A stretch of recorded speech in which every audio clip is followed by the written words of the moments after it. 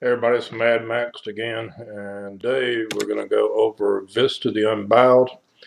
Now, as you can see, I don't have her attack weapon all the way done, and the reason is because she's not attack based.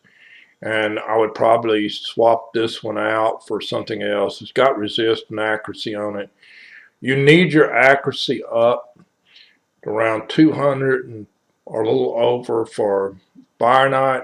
Now, you're not going to, and that's for Fire Knight 20. You don't have to worry about which Fire Knight that you go through for this because she's void. So she doesn't get the 30% reduction, but she doesn't get the 30% bonus either. She's neutral in every one. So it's kind of a 50-50 thing, but if you're on the 30% of the bad end, it really hurts. Because to make the debuff stick, if you need 200 accuracy, you need 260 for the ones that you're on the wrong affinity with, because you lose 30%. Now, you look at her skills, and the way her skills are, she does a shield and she does a provoke, and she provokes everybody, she attacks everybody. Now, this can be really useful in arena. I mean, because everybody's going to attack her. She puts the shield up, and her shield buff on this champion is equal to 20% of her max HP. So if you get her HP up really high, then she's going to have a nice big shield for herself. And then everybody in the arena is going to have to hit her. But you know how arena is these days. If you're the slowest one, you're going to lose regardless. And usually you can go in with just nukers and debuffers, and you can take out the first round every time. And that's just the way arena works. And if you're on the slow end, you're going to lose. But, if you're trying to make more of a tankier team, then yeah, you're going to use her. Now, the Masteries, I don't even have done out. If I were doing the Masteries, of course, I would be going in and I would be getting all of the support line for the accuracy, and I would get more of the defense because she is not an offensive player. You do not want the offensive tree, but this works just great for Fire Knight Forest, so I've not even done out of her Masteries yet. Now, there's not even a reason to. There's not even a reason to book her. I mean, the only thing that you would want books for her, if you're going to use her for Fire Knight, like I would recommend, is to get her A1 booked. And most everybody wants the A3, the A3, the A2, because you want those cooldowns down. And yeah, if I'm going to use her in an arena for a tanky team, then I would like to have that book there. I'd like to have the books in this one because you get the Allied Protect, you get the decreased speed, and all that. But when I go to Fire Knight, I don't even have these two turned on the last round because what I want is this. She hits twice and she has an 80% chance. When you book her out, she's got a 100% chance. And she's going to decrease that turn meter by 15% every time. This is like having a, with her, it's the same thing as having a, what's that old guy's name that I haven't used in a long time? Armiger. It's the same thing as having one of him. But now you look at the difference, you got 22,000 hit points, and even with all the stuff you can put on here, and this is some really great gear on these guys.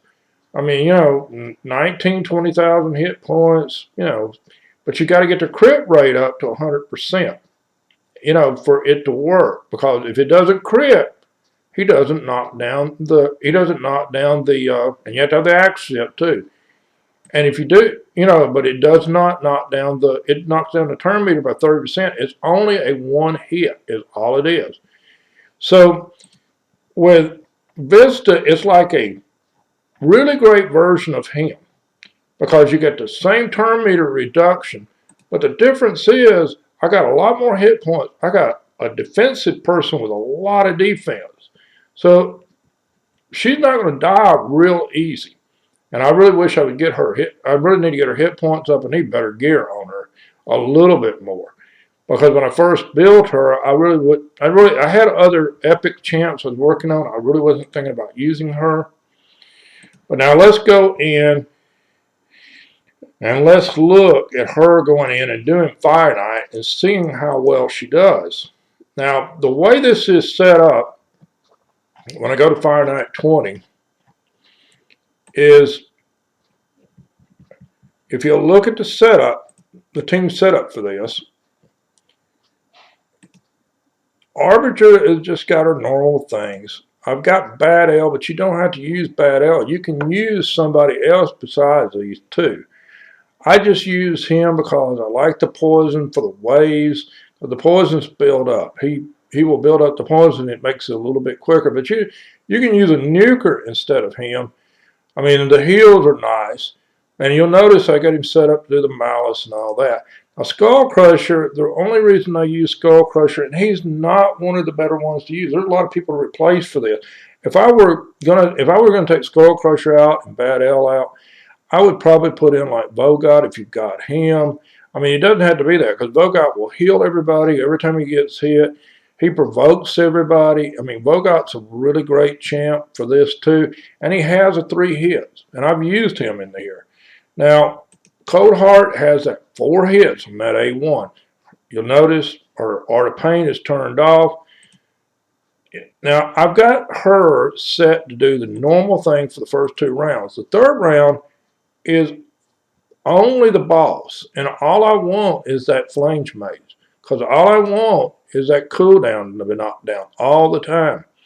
And between her and Cold Heart, I can usually keep that turn meter down a lot. Sometimes it never even goes back, but it just depends on the sequence of the things and who gets what up when. But it's just like, if I had it up to 100% with her, then yeah, I would probably go through and I would probably get much better, results about keeping him broken out of the shield, because she does miss every once in a while. And like I said, the only reason Bad L's here, you look at the poison. I've already got 2 stacks of poison up on everybody. Now, she sat down and she provoked everybody, so she gets hit by everybody. And, and nobody else is taking any damage except for her. And it's keeping Cold Heart alive a lot better because of this too, because Cold Heart is really squishy. That's the only bad thing about Cold Heart. She's just a squishy character. Now you look at the poison and see, they're not going to live through all this poison. It's a little bit slower than using a nuker, but that's okay. You don't really care. It's just like, this is a guaranteed 100% success rate. And I don't care who you use, this is not a very quick dungeon. I mean, I've done it in about 3 minutes or so at a time, but I used a lot of nukers I brought in, and and then I got lucky with the making you get out of the shield and staying out. But this is a guaranteed win, and and the other one's not. I mean, every once in a while I would lose the other ones, but this one is a 100% win every time. And like I said, you don't need this particular setup, but you do need a Cold Heart, and you do need Visca to keep the shield down. Now you look, now when they take a turn again, they're probably going to die. Unfortunately, they're always on the auto. They always attack the same character over and over again. They never attack, like, even it out so the poison will kill them all at the same time. But now we're 2 minutes in already. I mean, these are some tanky guys. I don't care how you do it. They're just at level 20 on Fire Knight. These guys have got a lot of hit points.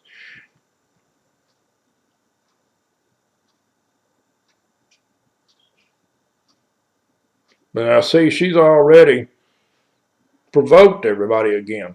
And she has that counter on her. So every time they hit her, she's just going to hit them back. And you see how little bit of damage that she does against these.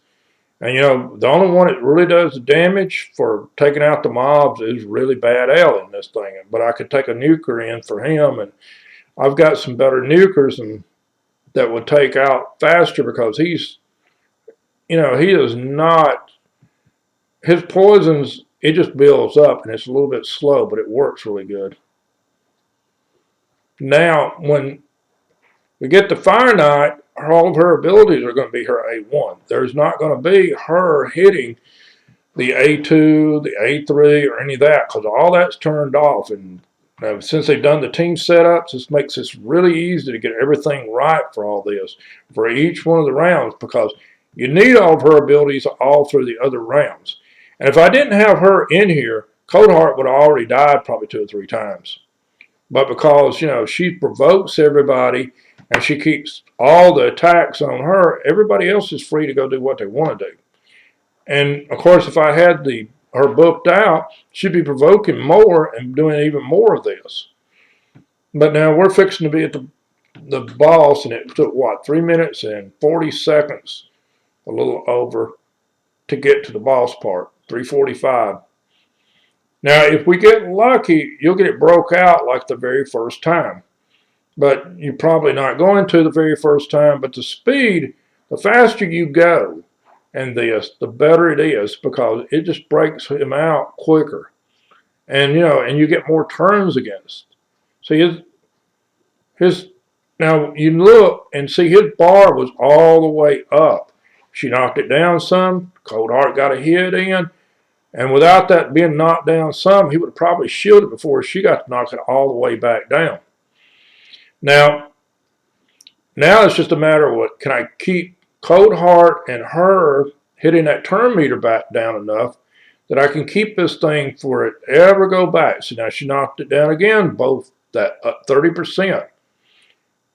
And if I keep them fast enough, they keep hitting it. Like now, she hit again for another 30%. But Coldheart didn't get a chance to actually hit.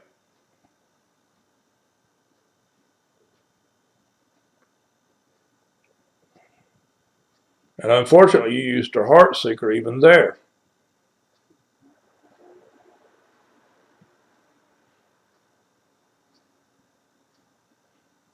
And that's what happens, if you're going to do it manually, you can do it where you can make sure the Heart Seeker is saved while, all this goes on, so you can actually do a lot better manual than you can actually letting it auto. But this is a nice, easy auto. There's nothing to this. I mean, it just works every time. It never fails. And that's what you're looking for. I mean, it's better to have a 100% chance than just use 45 autos and go to sleep and let it run. Well, that's what I do with it. But we're now at 5 minutes and 43 seconds. You see, Coldheart knocked it all the way down. And then between her and Vista, I mean, it usually will stay down. I mean, they might shield 2 or 3 times at the most out of this. And that's what you're looking for. You're looking for that turn meter to look, And like I said, if I had it fully booked out for her, where I had that 100% chance where it never misses, it probably would always work. Now we got,